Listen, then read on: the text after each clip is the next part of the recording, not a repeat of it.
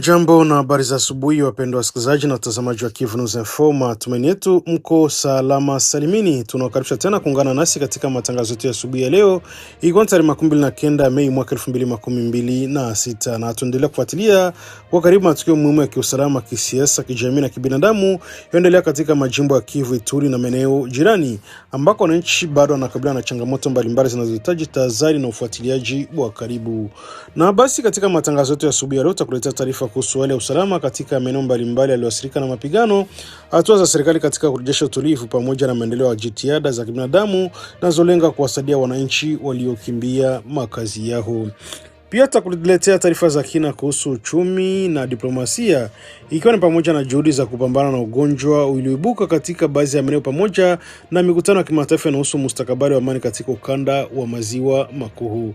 Basi endelea kuwa nasi kwa habari zilizojaa ukweli, uchambuzi na ufuatiliaji wa kina. Nani Kivu News Info, sauti ya wananchi na daraja la habari kutoka mashariki mwa Kongo. Na mimi ni Teloje Lulonga. Basi tuanze taarifa hii pamoja. Mapigano makali yanaendelea kuripotiwa siku ya jana Alhamisi tarehe 28 Mei katika eneo la Zimbira ndani ya wilaya ya Walungu katika mkoa wa Kivu Kusini, kati ya muungano wa waasi M23 na zidi ya makundi ya wazalendo, huku hali ya usalama ikiendelea kuzorota katika sehemu hiyo.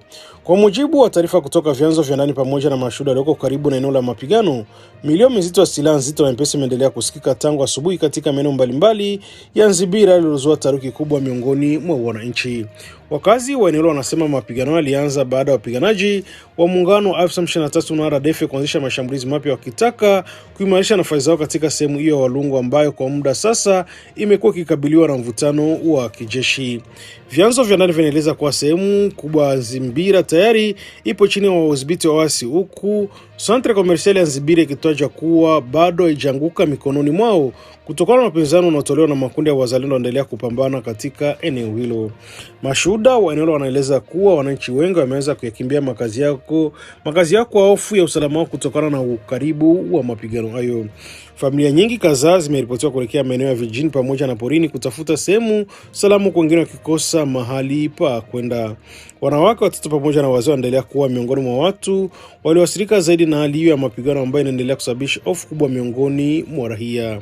Kwa mujibu wa taarifa zinazozunguka katika eneo hilo, lengo la muungano la M23 na RDF linaonekana kuwa ni kuimarisha zaidi udhibiti wao katika baadhi ya maeneo ya Walungu pamoja na kusukuma mbele operesheni zao kuelekea Walungu Centre. Wakati huo makundi ya wazalendo yanaendelea kutoa upinzani mkali katika maeneo ambayo bado hayajachukuliwa, huku mapigano haya yakitaja kuwa makali na ya hatari kutokana na matumizi ya silaha nzito. Hadi sasa hakuna tathmini rasmi iliyotolewa kuhusu idadi ya waliouawa kujeruhiwa katika mapigano ambayo bado yanaendelea. Vile mamlaka za kijeshi hazijatoa tamko rasmi kuhusu hali kamili ya operesheni hizo zinazoendelea huko Zimbira. Mashirika ya kiraia pamoja na viongozi wa kijamii katika eneo hilo wameendelea kuonyesha wasiwasi wao kuhusu hali ya kibinadamu inaweza kutokea ikiwa mapigano hayo yataendelea kwa muda mrefu zaidi. Wakazi wa Walungu wanaeleza kuwa tangu kuanza kwa mapigano hayo, shughuli nyingi za kijamii pamoja na biashara zimesimama katika baadhi ya maeneo ya Zimbira. Maduka yamefungwa, huku wananchi wengi wakibaki ndani ya kukimbia maeneo yenye mapigano. Baadhi ya wananchi waliofanikiwa kutoroka maeneo ya mapigano wanasema hali ni ya kutisha, huku wakieleza kuwa wanahitaji msaada wa haraka wa kibinadamu pamoja na hatua za haraka ili kurejesha usalama. Mapigano yanaongeza hali ya wasiwasi katika jimbo la Kivu Kusini ambalo kwa miezi hivi karibuni imeendelea kushuhudia mashambulizi na mapigano ya mara kwa mara kati ya waasi wa M23 na jeshi la Jamhuri ya Kidemokrasia ya Kongo pamoja na makundi ya wazalendo. Wachambuzi wa masuala ya usalama wanaonya kuwa kuendelea kwa mapigano hayo kunaweza kuongeza zaidi idadi ya wakimbizi wa ndani pamoja na kuzorotesha hali ya kibinadamu katika maeneo mengi ya Walungu na maeneo jirani. Kwa sasa hali inaendelea kufuatiliwa kwa karibu, kwa wananchi wakisubiri taarifa rasmi kutoka kwa mamlaka za kijeshi kuhusu mwenendo wa mapigano hayo pamoja na hali halisi ya usalama katika eneo la Zimbira.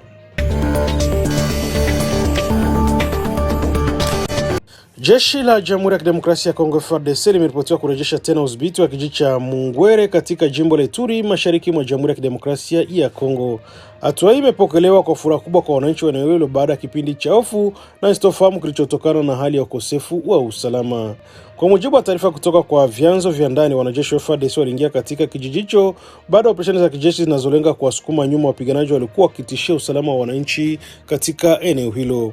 Wakazi wa Mungwere wanaeleza kuwa kurejea kwa jeshi la serikali kumeleta matumaini mapya kwa familia nyingi ambazo kwa muda zilikuwa zikiishi kwa hofu kutokana na mashambulizi ya mara kwa mara pamoja na hali ya sitofahamu ya kiusalama. Mashuhuda katika eneo hilo wanasema wanaishi walionekana wakionyesha furaha yao mara baada ya kuona wanajeshi wa FARDC wakidhibiti tena kijiji hicho. Baadhi ya wakazi walikusanyika kando kando ya barabara kuu wakishangilia na kuwapongeza wanajeshi waliorejea katika eneo hilo. Kwa mujibu wa taarifa hizo, baadhi ya familia ambazo zilikuwa zimekimbia makazi yao zimeanza kurejea taratibu katika kijiji hicho, huku matumaini ya kurejea kwa maisha ya kawaida ikionekana kuanza kurejea tena miongoni mwa wananchi. Hata hivyo, licha ya kurejea kwa jeshi la Jamhuri ya Kidemokrasia ya Kongo katika eneo hilo, wananchi wanaendelea kutoa wito kwa mamlaka kuimarisha zaidi usalama ili kuzuia uwezekano wa mashambulizi mengine kutoka kwa makundi yenye silaha yanaendelea kufanya harakati katika baadhi ya maeneo ya Ituri. Mashirika ya kiraia katika eneo hilo pia yanaendelea kuomba msaada wa kibinadamu kwa familia zilizokimbia mapigano pamoja na wale waliopoteza mali zao wakati wa machafuko yaliyopita. Kwa muda mrefu sasa, jimbo la Ituri limeendelea kukumbwa na mashambulizi ya makundi yenye silaha ambayo yanasababisha vifo vya raia, uharibifu wa mali pamoja na maelfu ya wananchi kuyahama makazi yao. Kurejea kwa udhibiti wa kijiji cha Mungwere na FARDC kunatajwa kama hatua muhimu katika juhudi za kurejesha utulivu na usalama katika sehemu hiyo ya mashariki mwa nchi, huku wananchi wakitumaini kuwa hali ya amani itaendelea kudumu katika siku zijazo.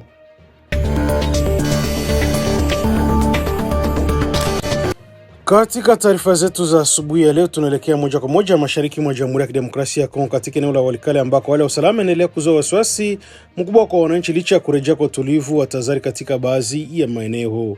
Ni katika kijiji cha Misambo kilichopo kati ya grupmenti ya Kisimba na Ikobo ambako mapigano makali yaliripotiwa hii Jumatano kati ya waasi wa M23 na jeshi la Jamhuri ya Kidemokrasia ya Kongo likisaidiwa na vijana wa Wazalendo.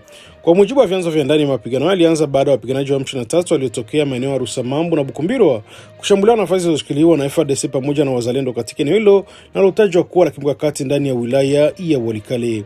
Mashuhuda wa eneo wanasema milio ya risasi zito na silaha za kivita ilisikika kwa saa kadhaa, iliyosababisha taharuki kubwa miongoni mwa wananchi waliokuwa wakikimbia ovyo ili kuokoa maisha yao.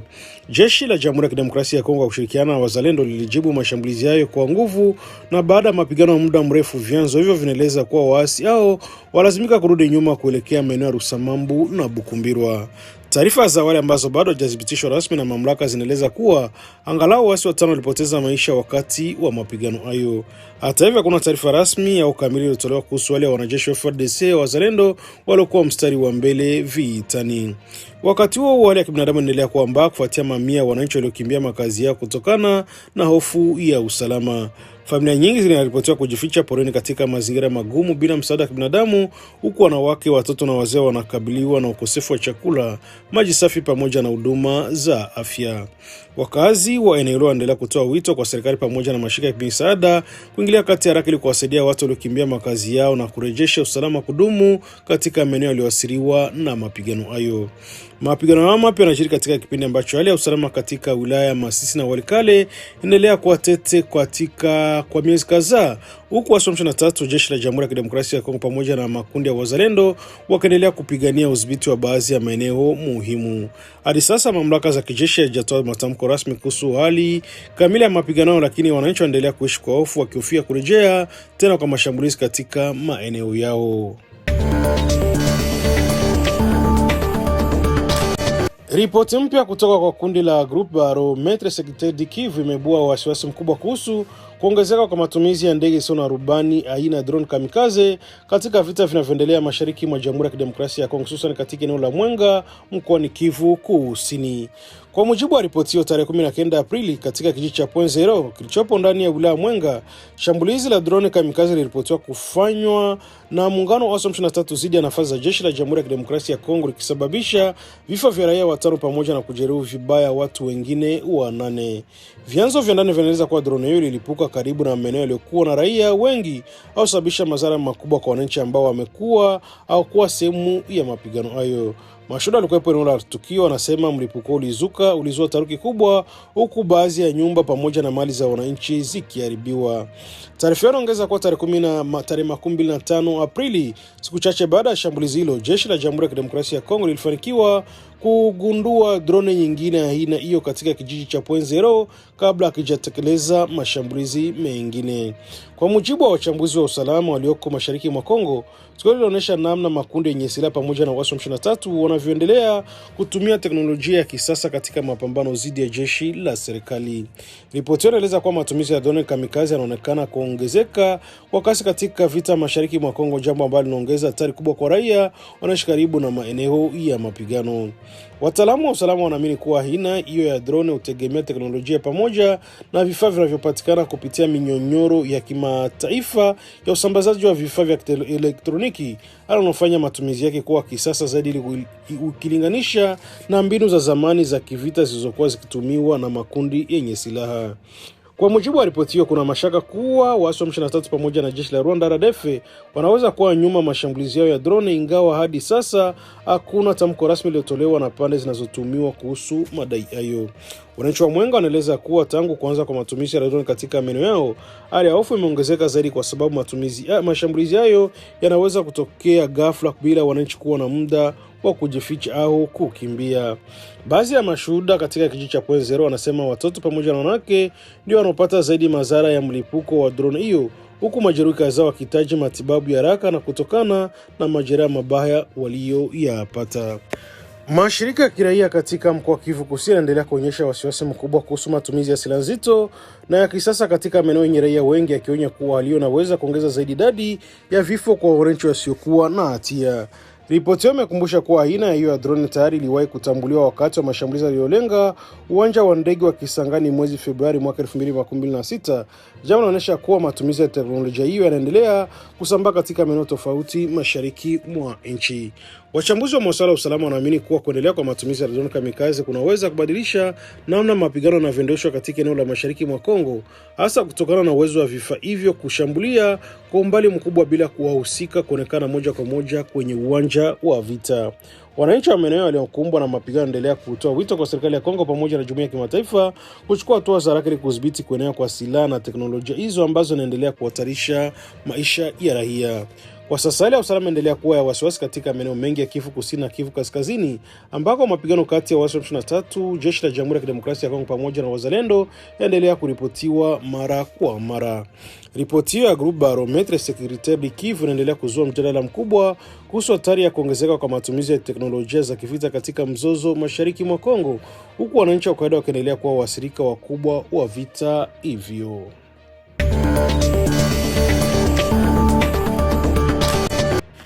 Benjamin Bonipa, katibu mtendaji wa kundi la kudumu la waasi wa M23, amesema kwa serikali ya Jamhuri ya Kidemokrasia ya Kongo haitarejea tena katika maeneo yanayodhibitiwa na harakati hiyo, kauli ambayo inaendelea kuzua mjadala mikubwa kuhusu mustakabali wa mchakato wa amani mashariki mwa nchi.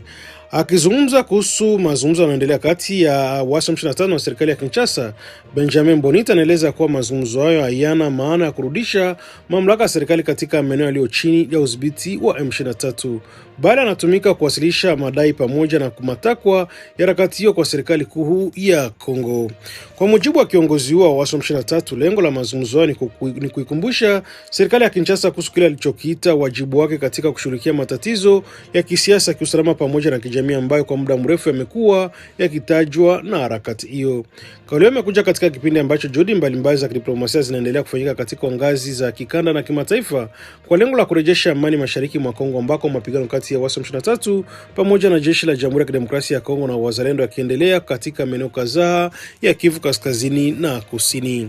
Wachambuzi wa masuala ya kisiasa wanaeleza kuwa tamko hilo linaonyesha wazi msimamo wa waasi wa M23 kuhusu udhibiti wa maeneo yaliyochukuliwa katika miezi ya hivi karibuni, huku kundi hilo likionekana kutaka kuendelea kuimarisha ushawishi wake katika baadhi ya maeneo mashariki mwa nchi.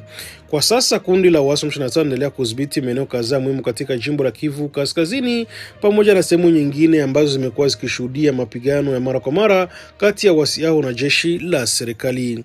Kauli ya Benjamin Bonipa pia imezua wasiwasi miongoni mwa wananchi pamoja na baadhi ya viongozi wa kiraia wanaohofia kuwa msimamo unaweza kuathiri juhudi za kurejesha mamlaka ya serikali katika katika maeneo yaliyoathirika na vita.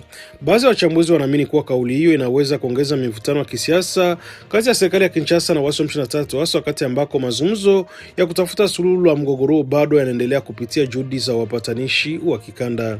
Wakati huo wananchi katika maeneo yanayodhibitiwa na waasi wa M23 wanaendelea kuishi katika mazingira yasiyofahamu, huku wengi wakitaka kurejea kwa amani ya kudumu pamoja na kurejeshwa kwa huduma za msingi kama elimu, afya na usalama. Mashirika ya kiraia katika mashariki mwa Kongo yanaendelea kutoa wito kwa pande zote zinazohusika katika mgogoro huu kuweka mbele maslahi ya wananchi na kuzingatia njia za mazungumzo ili kuzuia kuendelea kwa vita ambavyo tayari vimesababisha maelfu ya watu kupoteza maisha na wengine kuyahama makazi yao. Kwa mujibu wa wachanguzi wa kisiasa za eneo la Maziwa Makuu, kauli za viongozi wa waasi wa M23 inaonyesha kuwa kundi hilo linaendelea kujiona kama nguvu muhimu ya kisiasa na kijeshi katika mashariki mwa Kongo, jambo ambalo linafanya hali ya mazungumzo kuwa ngumu zaidi. Katika miezi hivi karibuni, serikali ya Kongo inaendelea kuishtumu Rwanda kwa kuunga mkono M23, madai ambayo Kigali imekuwa ikanusha mara kwa mara. Hata hivyo, mzozo umeendelea kwa chanzo kikubwa cha mivutano na diplomasia kati ya nchi hizo mbili jirani. Licha juhudi za kimataifa pamoja na mikutano mbalimbali ya amani, mapigano bado yanaendelea kuripotiwa katika baadhi ya maeneo mashariki mwa nchi, huku wananchi wa kawaida wakiendelea kuwa waathirika wakubwa wa hali hiyo ya ukosefu wa usalama. Kwa sasa kuna tamko rasmi kutoka kwa serikali ya Kinshasa kuhusu kauli hizo za Benjamin Bonipa, lakini wachunguzi wanaendelea kufuatilia kwa karibu mwenendo wa mazungumzo pamoja na hali ya usalama katika maeneo yanayodhibitiwa na waasi wa M23.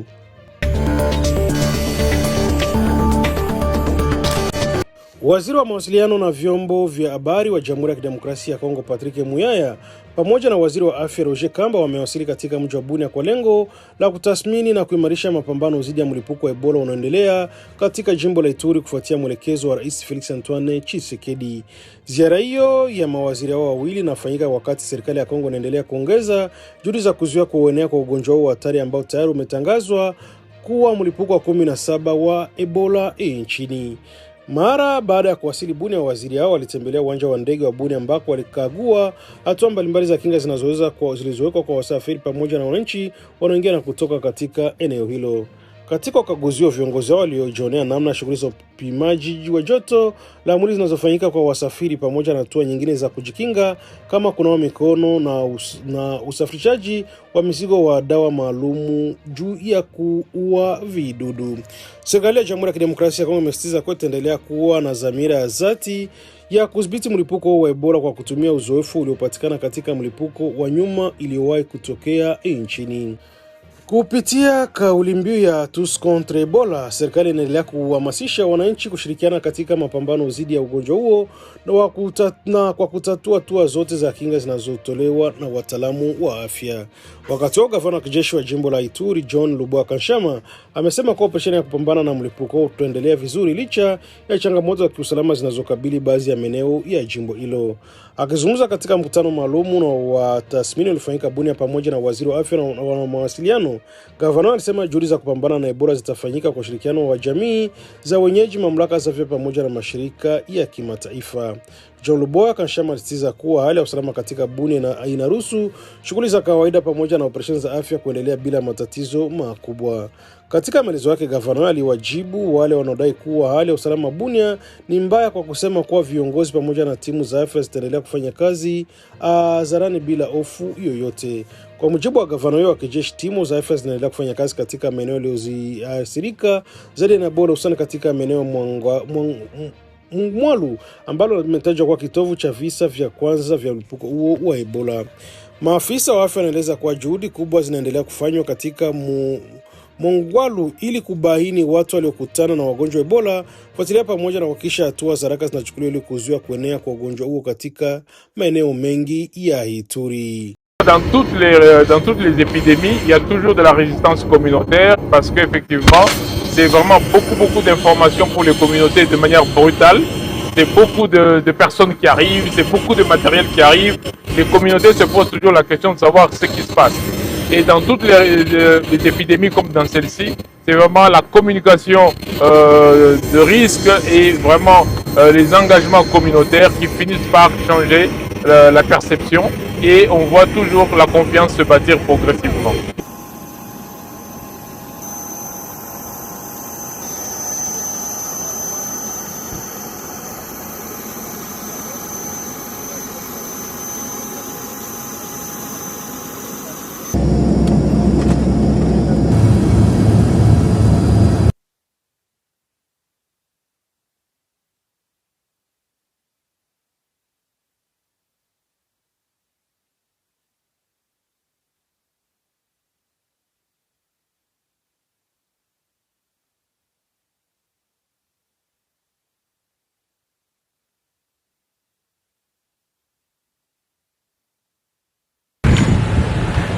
Monsieur le ministre national de la santé publique, son excellent, le détachement de la police nationale congolaise est rangé pour vous accueillir et vous rendre les honneurs à l'occasion de votre visite de civilité au gouverneur professeur de tourisme.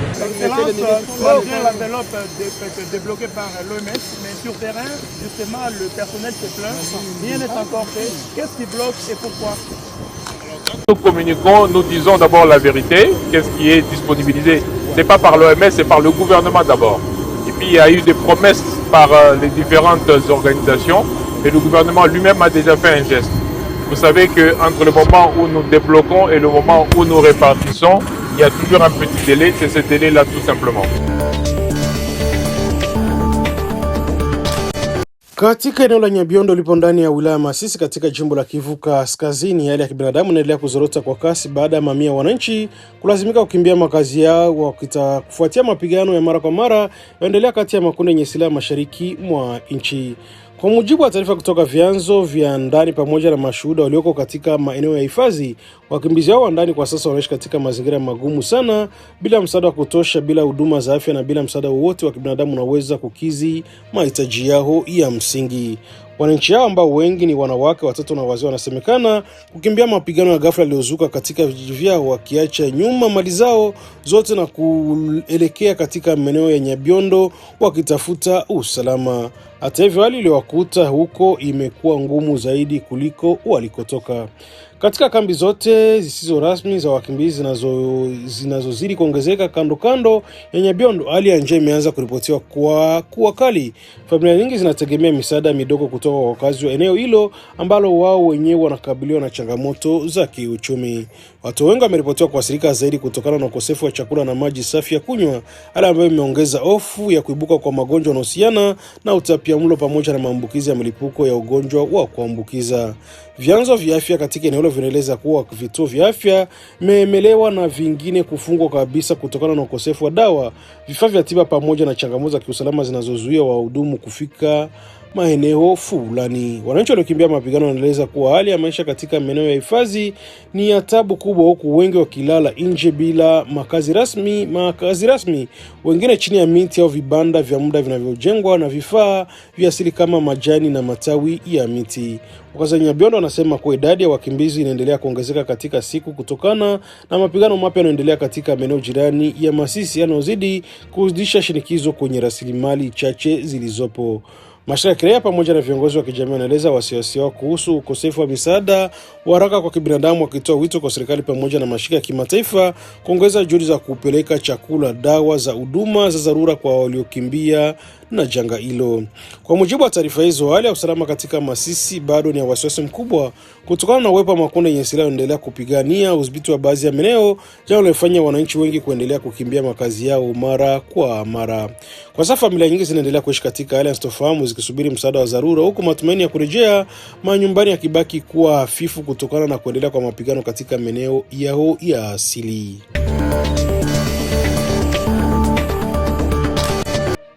Jeshi la Jamhuri ya Kidemokrasia ya Kongo FARDC linaendelea kuonyesha mbinu mpya katika operesheni zake za kijeshi mashariki mwa Jamhuri ya Kidemokrasia ya Kongo, hasa katika eneo la Minembwe mkoani Kivu Kusini, ambako limetumia ndege zisizo na rubani maarufu kama drone zenye vifaa vya sauti kwa ajili ya kutoa ujumbe kwa wananchi pamoja na makundi yenye silaha kabla kuendesha operesheni za kijeshi.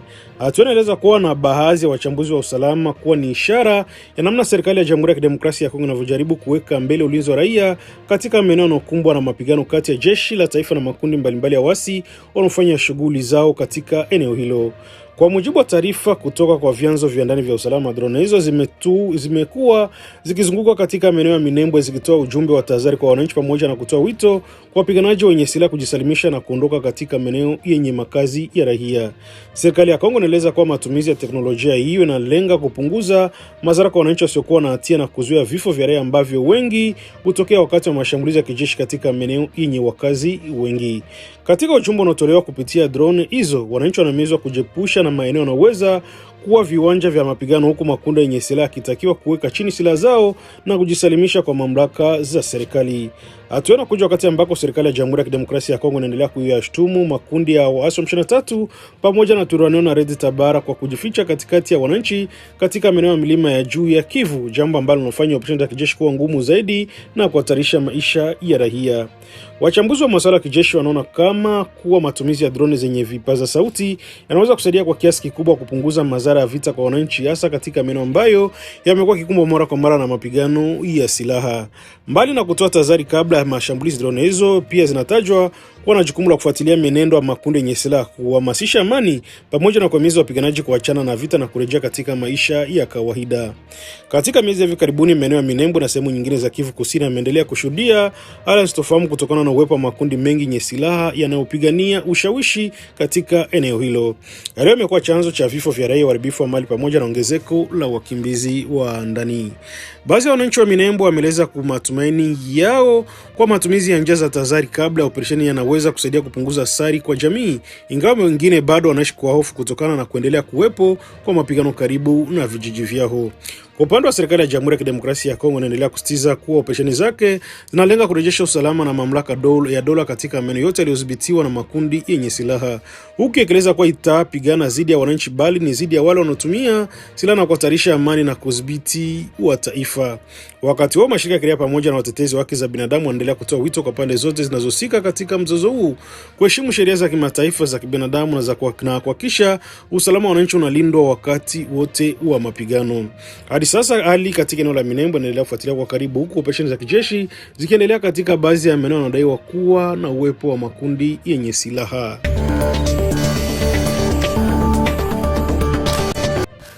Na ni kufikia hapa ndipo tunafika mwisho wa matangazo yetu ya asubuhi ya leo kupitia Kivu News Info kwa tarehe 29 za mwezi wa 5 mwaka 2026, na tunashukuru kwa kuwa nasi tangu mwanzo hadi mwisho wa taarifa hizi ambazo zimejikita katika kuletea hali halisi ya matukio yanayoendelea katika maeneo yetu na kwingineko. Basi tunaendelea kukumbusha umuhimu wa amani, mshikamano na ushirikiano kati ya wananchi na vyombo vya usalama ili kusaidia kurejesha utulivu katika maeneo yote yanayokumbwa na changamoto za kiusalama na za kibinadamu. Basi kwa taarifa za kina na zaidi endelea kufuatilia Kivu News Info kupitia vipindi vyetu vingine vya mchana na jioni pamoja na mitandao yetu ya kijamii. Na kabla tujatimisha matangazo yetu ya asubuhi, endelee kukumbusha uende ndio ulikuwa mara kwanza unakutana nasi kupitia mtandao wa YouTube. Basi kabla ya kuondoka, ningekuomba na kusikufanya kitu kimoja. Hakikisha umesubscribe, kulike, comment na kushare, na kwa lugha nyingine nasema kujabone, kueme vile na kupartager, kuendelea kusambaza habari kwa walio wengi zaidi. Na basi kama taarifa kama umeshafanya hivyo, acha tuendelee kusema asante sana kuchagua Kivu News Info kama kituo chako chema cha matangazo. Nia na mazungumzo kila siku tunakuletea habari zenye kuaminika tena kwa muda muafaka. Basi unaendelea kutuandikia na ukatujuza unatusikiliza kwa sehemu gani, uende ukatuambia maoni yako aiza mapendekezo yako. Basi mimi ni Teloje Longa na kutoka studio zetu tunasema asanteni sana kwa usikilivu mwema, mkawe na siku njema iliyojaa amani na mafanikio tele. Kivu News Info daima karibu nawe. Skrini zetu zinaweza kuunganisha au kugawa. Leo hii taarifa nyingi husambaa bila kuthibitishwa kwenye mitandao ya kijamii. Uvumi, habari za uongo na maneno ya chuki vinaharibu uaminifu na kudhoofisha jamii zetu. Kabla ya kushiriki, jiulize swali rahisi: je, taarifa hii ni ya ukweli? Tuthibitishe vyanzo, tukatae upotoshaji, tuseme hapana kwa taarifa za uongo. Skrini zetu zinapaswa kuwa madaraja na si silaha. Kivu News Info inakuita kuwa na uwajibikaji wa kidijitali. Pamoja tuchague umoja, ukweli na amani. Ujumbe huu umetolewa na kuzanishwa na Wizara ya Ulaya ya Mambo ya Nje kwa kushirikiana na Search for Common Grounds.